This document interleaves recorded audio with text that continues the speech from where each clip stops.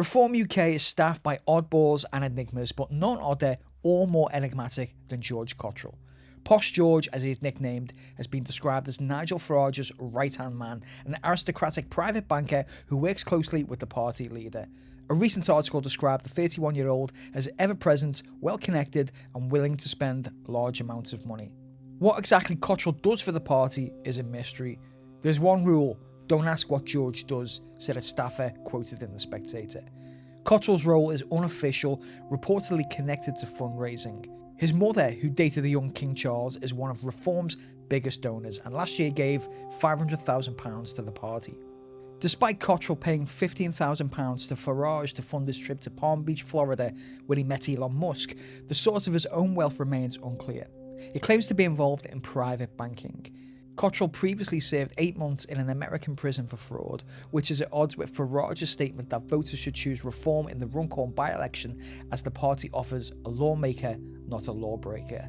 Hope Not Hate has researched Cottrell's history and fact-checked some of the media interviews he's given, but the picture has only become murkier. Cottrell has appeared in the press to make unusual claims about the circumstances that led to his time in prison for fraud. A LinkedIn page in his name claims he worked for top private banks as a teenager. A former classmate even claimed he briefly served in the British Army. Our analysis has found that these claims do not stand up to scrutiny. We investigated 4 details about Cottrell based on statements that he's made or details about him that his personal PR team and media law firm have not corrected. They raise further questions about who he is and his role at the heart of the party, which some say might win the next election.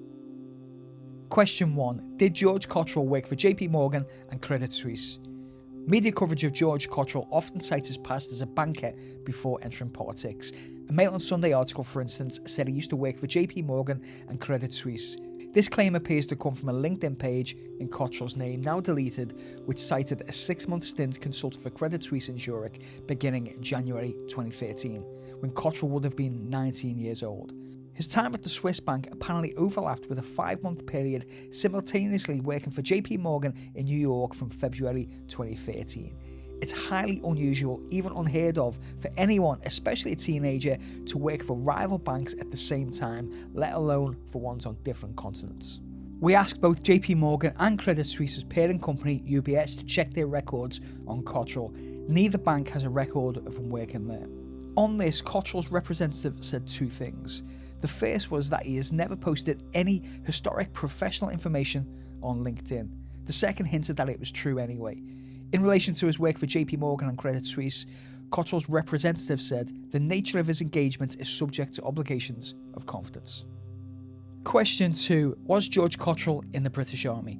Last October, Cottrell was profiled by Tatler, the high society magazine. The article quoted an old classmate from his boarding school who said that after being expelled for gambling, Cottrell joined the army. So he started the process of signing up as a squaddie, even doing several months of basic training, the source said. We asked the British Army if George Cottrell had ever served with them, providing his full name and date of birth. There's no trace of anyone with those details having served in the army, was the response. Cottrell, through a representative, told us that he never served, but insisted that he did sign up after secondary school, started the induction, but withdrew.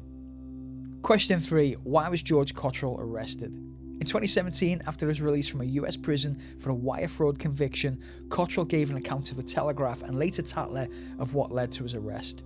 He said his bank had been approached by 2 American businessmen who wanted to sell their property portfolio and sprung on him over a boozy dinner in Las Vegas that they also wanted help laundering proceeds from drug money. Drunk, he gave them his advice and never spoke to them again. That was 2014, before he began working for UKIP as their treasurer. However, when Cottrell was under oath in a court in Arizona, he said something very different. Entering his guilty plea, Cottrell admitted to advertising money laundering services on the dark web. He was investigated by undercover agents at the Inland Revenue Service after they spotted a post in which he posted an offer online to launder ill-gotten money. According to the court documents, the undercover agents identified themselves as drug traffickers seeking to launder up to $150,000. Ismael Navarez, the former head of the IRS's Arizona office that investigated Cottrell, said his claim to being ignorant of who he was meeting doesn't hold water. Speaking to Hope Not Hate, he said, "No money launderer expects to meet a good Samaritan in legitimate business. One of the requirements of the legal statute in the United States is that you must give the money launderer a firm understanding that they're being asked to launder illegal proceeds."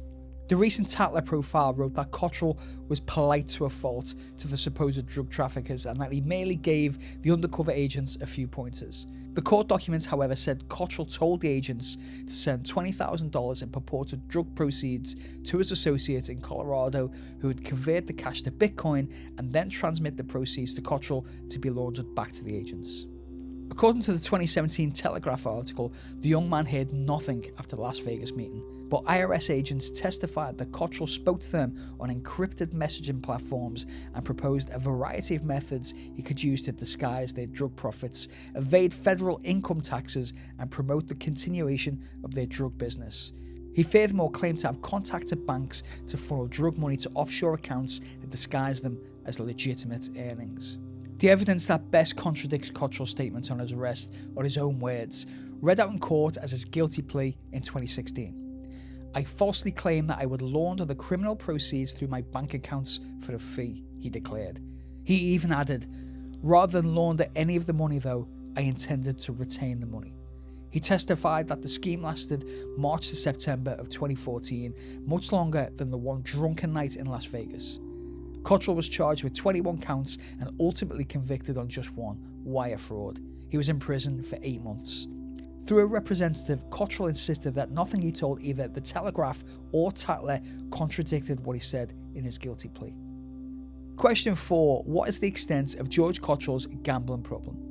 Cottrell has been candid in past interviews about his struggles with gambling. In 2017, he told a newspaper that he kicked his habits in prison. "I've battled a years-long multi-million-dollar gambling addiction," he similarly told a court in Arizona, adding that he'd been disinherited by his family.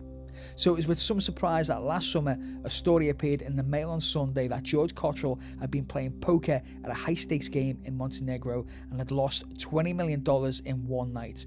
To Tatler, he claimed this figure, with a hint of pride, was in fact $53 million. Cottrell's representative did not address our questions about gambling in their letter to us. Reform UK is pitching itself as the party of financial responsibility. Its manifesto attacks wasteful spending. Is the presence of a self-confessed gambling addict seemingly capable of losing a fortune in a night of poker best placed to work on Reform's finances and steer the party towards Downing Street?